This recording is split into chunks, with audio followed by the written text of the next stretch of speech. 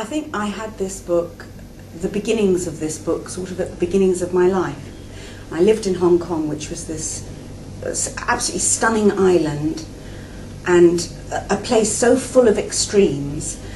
And I think during that period I saw so many changes, and it took time for it to all filter. But I found, and I was writing in different ways through my life, but later on, after my family was growing up, it really became very, very insistent. That I started to hear the voice of this book, and I didn't really have any choice in the matter. I had to write it. Well, it's the story of Alice Safford, the third daughter of a British family living in colonial Hong Kong. Her father works for the government, he's fairly high up in the government, and she's one of 4 children, and really a very troubled child. She's not a happy child. And it is, but it's about so many things. It's not just about families and a sort of a family saga. It's about Hong Kong, this absolutely magical island that I grew up on, and all the different influences that came into this island. It's about Chinese culture and these wonderful people, wonderfully hospitable people the Chinese were. And it's also got another dimension to it, which is the ghosts, if you like. Now, I don't see any, for me, there's no bridge to ghosts or another world. I see it all very much as part of the world we live in. But the ghosts themselves, they were not all, I started with one ghost, you know, I had at the very beginning of the book, but I'm afraid the other ghosts just muscled in later on, and, you know, they just came, and that was that. Well, the history of Hong Kong is an absolutely fascinating one, and I feel so privileged to have lived through what was an incredibly turbulent period, but at the end of it, I think amazing and good things came out of it. But at the time when I lived in Hong Kong, there's no point pretending there was a big divide between the white colonials and the Chinese.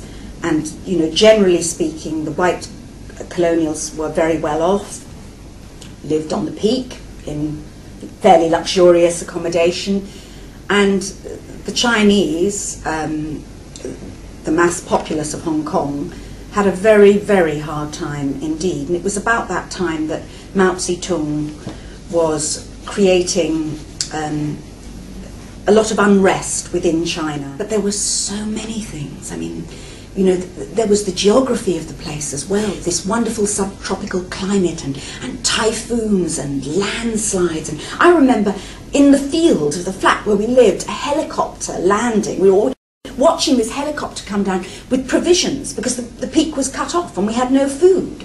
And then, of course, typhoons, which came regularly, and again there was that divide. For me, it was come home from school, it was very exciting, you boarded up your windows and, you know, you all huddled down. But for a lot of people who were living in, you know, squatters' accommodation, little shacks on the hillside, it was a terrifying time. And the farmers lost, you know, many farmers would regularly lose their livelihood. And so you had constant extremes all the time, in every possible way. Great beauty, great cruelty, great wealth, great poverty.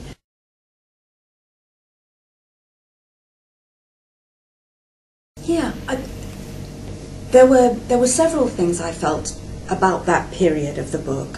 One was, very often when you do meet people or hear about people who have genuinely gone missing, it isn't like they go missing and wham, wham, wham, this happens, that happens, that happens. It is a kind of lost period in their lives. And quite often you'll find that they've been doing relatively ordinary things. So there was that. I think the way that I chose to write about it was really with her reaching back to Hong Kong, because I feel that wherever she was, she wasn't very far away from Hong Kong. And so, rather tragically, she writes home in the hope that it will jog her life and everything will change. But it doesn't work out quite as she hoped. I think the sad thing is that the tragedy that began in her early life echoes, repeats itself. You know, it's that, you take your troubles with you, and she does.